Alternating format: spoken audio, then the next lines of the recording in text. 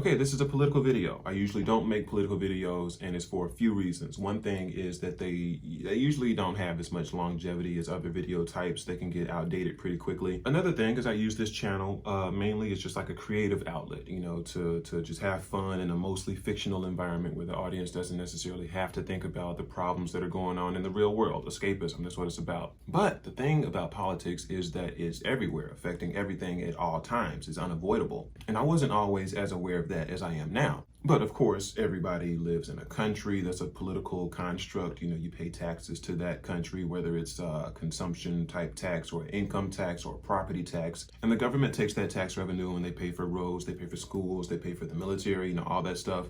Politics affects laws, regulations, trade agreements like the price of oil, the price of avocados, all that stuff. Most people are like roughly aware of the system, the political system and how it functions. But most people don't involve themselves with it, and they've got their reasons. Like, I'm not blaming people. Life is demanding enough as it is. So most people are just trying to survive, just trying to pay their bills, just trying to, get by, have a decently happy life. After people get off work, like, you're probably tired. Like, you want to unwind, you want to relax. You don't want to think about something as complicated, as divisive as politics can be sometimes. I was in the same boat not too long ago. Back when I was working at Texas Roadhouse, back when I was working at Target, I was just living my life. I wasn't worried about what the government was doing. Since then, a few things have changed, and which has, kind of affected my perspective and my thoughts on politics. One thing is that I've gotten older, like I've naturally become more aware of what's going on in the world and more interested in what's going on in the world. As you get older, you graduate from being a passenger of society to a participant in society, and it reveals a lot of things,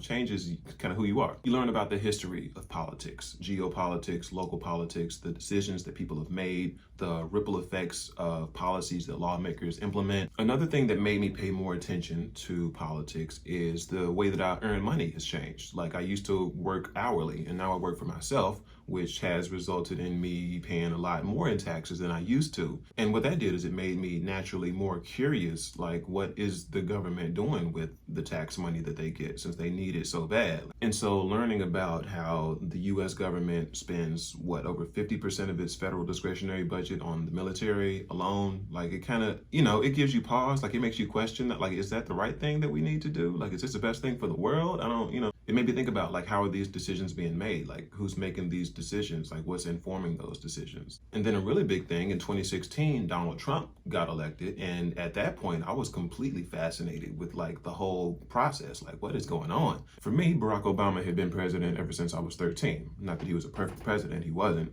But his presence definitely put a filter on my perspective of the fabric of American culture at the time as I was growing up into young adulthood. And it was definitely an education to see Donald Trump's rise, to see people flock to him despite his obvious flaws, which I'm going to call hateful rhetoric, pompous narcissism, traits that you would look for in a reality TV star and not necessarily a presidential candidate. I'm not going to roast the POTUS too much. Like, it's not about that, but I was fascinated. Before all of this, I was of the opinion that US politics was just this huge, complex game where people in power, argue ideas back and forth, adding up to this whole system that generally moves in the right direction, given enough time. I didn't think it was an efficient system. I didn't think that it was a fast process, but I didn't think that politics was something I had to worry about. I thought it was going to take care of itself, pretty much. I mean, come on, the US gave black males in the North the ability to vote in 1870, technically. White women got the right to vote in 1920, Native American males in 1924, Chinese immigrant males in 1943. Up to this point, minority women were completely ignored, but that changed with the Voting Rights Act of 1965, which brought in everybody. So that was good. Of course, people still had to deal with things like poll taxes, like literary tests, grandfather clauses, things which were racially discriminatory, but progress, right? I give the US props. In 1965, we also got rid of Jim Crow segregation between blacks and whites. In 1967, interracial marriage was legalized. In 2015, same-sex marriage was legalized. These are social issues, but it just goes to show the gradual shift in American society towards, openness, inclusiveness, tolerance, or whatever. Bringing everybody in, which is good. You like to see that. But the mistake that a lot of people make is assuming that all of these changes were just inevitable.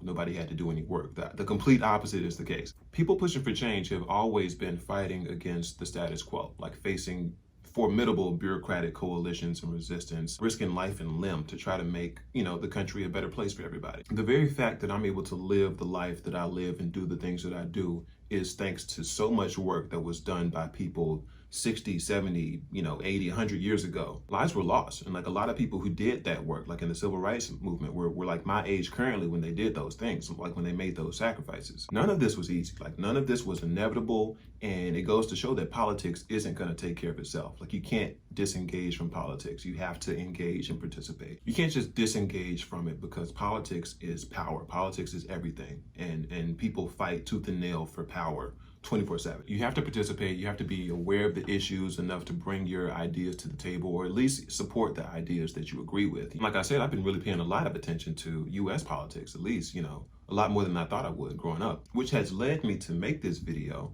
And is also the reason I'm wearing this hat right now. The United States isn't in the greatest of shape right now. Right now, our life expectancy is declining. It has been for a couple of years due to an increase in, suicides and drug overdoses and just kind of deaths of despair. Healthcare is a complicated mess. Student loan debt's out of control. Most people live paycheck to paycheck. There's huge wealth and income inequality. Minimum wage hasn't increased since like 2007, although GDP has gone up by like over 50% in that same time period. Big tech companies like Amazon are able to make huge profits while paying really little, next to nothing in taxes sometimes. These are things that I've been gradually becoming more aware of. Like I said, like I haven't always been as informed as I am now. Like I'm still getting better, I think. These problems that the US has are a big part of why Donald Trump got elected. A lot of his voters looked past his obvious flaws because they were hoping that, like an outsider would come in and shake up the system and maybe make their lives better, To a lot of people, politics is like this outdated engine that doesn't really work for the people. Politicians are bought by their donors. They do the bidding of whoever has the most money, and then corporations can hire lobbyists that can pretty much dictate regulation. Just by throwing money at it, Donald Trump got elected partly because people saw the need for change. Like there was a need for change. The problem is that he wasn't the right change. He's not offering the solutions that America needs. And there may be some people who disagree with that. You're fine to disagree with that. My general understanding is that people have buyer's remorse when it comes to Trump. That's like the general vibe I'm getting. I'm sure there's still some diehards out there for sure. Honestly, the current president isn't the issue. The issue is who's going to be next, like who should be next.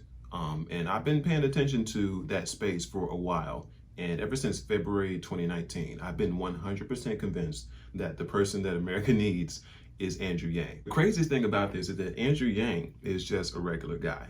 He's not a lawmaker. He's never been in politics. He's just a dude with ideas. Obviously, he's not just a regular guy. Like he's pretty successful. Like he's started businesses. He has a wife and 2 kids. He sold a business before becoming a nonprofit founder. The closest he's gotten to politics was when he went to the White House as like an ambassador of entrepreneurship as a result of his nonprofit work. He wrote a book in 2018 called The War on Normal People. It's like a bestseller. And then after that, he decided to run for president because although, he was creating jobs with his nonprofit work, the country was losing jobs at an even higher rate. So a lot of balls for doing that, like for real, like especially for an Asian dude that nobody's heard of before, I definitely recommend his book along with any talk that he's given, like any interview, like he's done plenty from the, Joe Rogan, Breakfast Club, Ben Shapiro, The View, cable news, he's everywhere. And it's really been amazing watching his campaign grow and him build steam ever since I first saw him in February. Like I said, Andrew Yang was completely unknown just a year ago. And it's because of his ideas that he's sticking with people. If you go to his website, he's got literally like over 100 detailed proposals, and he's not like partisan. He's not ideological. He's data driven. He doesn't care where an idea comes from as long as it's a good idea. And I really like that. I've never seen anybody like that. From the way he talks, from the way he frames things, you can tell that he's not out to demonize anybody and he's just focused on solutions, and that's it. And like I said, I heard about Andrew Yang in February last year, and I clicked on 2 videos of him talking. And immediately I was like, this is the dude. This is the dude. I don't know how, but this is the dude. Like I just knew it.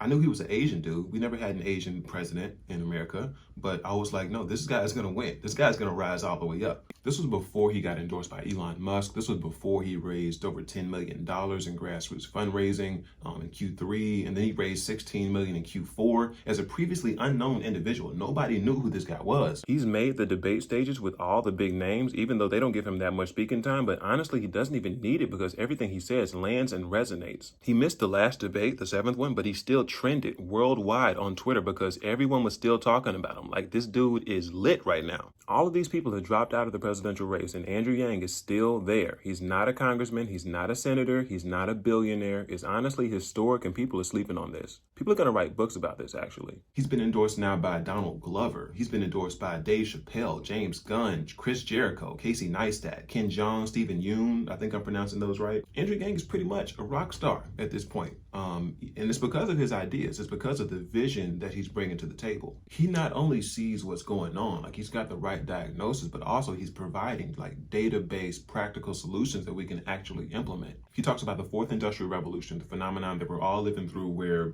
society is getting completely disrupted by technology, automation, and he's got ideas for us to cope with that. His proposal for universal basic income is directly inspired by the work that Martin Luther King Jr. was doing when he was assassinated. He wants to eradicate poverty, and it's possible to do, especially in a country as rich as the U.S. He has a practical solution for getting the money out of politics that makes our government function like an oligarchy right now. His overarching philosophy is humanity first. He wants to humanize the economy, like the economy's rules, so that everybody gets taken care of in a 21st century world. Right now, when someone loses their job to like automation or like outsourcing or whatever, the general wisdom is that that person, that individual needs to learn a new skill, needs to get a new job and reinvent themselves, The thing is that doesn't really work that often, especially for older people. Like if I lost my job, I could probably, reinvent myself. I'm pretty young, but like if you're 50 or 60 years old and you've been a truck driver for the past 30 years or whatever, and then a self-driving truck takes your job, it's gonna be tough to reinvent yourself and, uproot your whole life. And you might not make as much as you used to. It might be tough to survive. And that's part of the problem of society right now, where we equate human value and economic value as the same thing. And that's not really sustainable. If you can't provide economic value to the system, then society just kind of tosses you aside. Like it doesn't really care about you that much. And that's going to happen to more and more people as we become more technologically advanced, as the value of human labor, human work just keeps dropping. Unless we adopt this philosophy that Andrew Yang is talking about, like the philosophy of actually getting into the system and changing the incentives. When your GDP is going up like it has in this country, while your life expectancy is going down, then it's kind of a sign that you have the wrong priorities, Most people in the US don't really know that it's a uniquely American phenomenon where pharmaceutical companies just plaster their ads all over TV so that people can buy their drugs. And it goes to show that, society right now prioritizes capitalism over the very health and well-being of its citizens. Like, look at how much sugar is in food. And it's not to say that capitalism is evil. It's just impartial. Like, it doesn't care. It just wants, money to be moving around. And in the 21st century, with all of this technology and automation, what we're doing is creating capitalism like on steroids.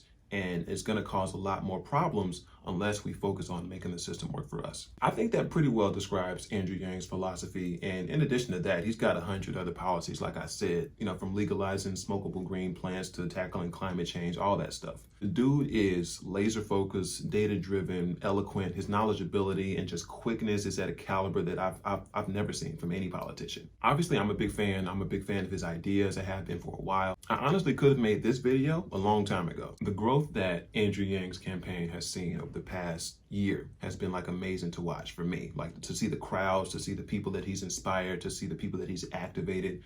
I can't wait to see what happens next. I think Andrew Yang is gonna be the next president. I do. And he needs to be. And even if he doesn't win, whoever does win, he needs to be close to, because everything that he's talking about is exactly what the future needs to look like if it's gonna make any kind of sense. Seriously, that's my piece. Okay, politics over. I just had to make this video because I've been completely obsessed with this campaign for like the past 12 months. It's like literally one of the craziest political come-up stories I've ever seen. So that's it. Thanks for watching. Appreciate it. Back to your regularly scheduled, sporadically scheduled uploads. All right, cool.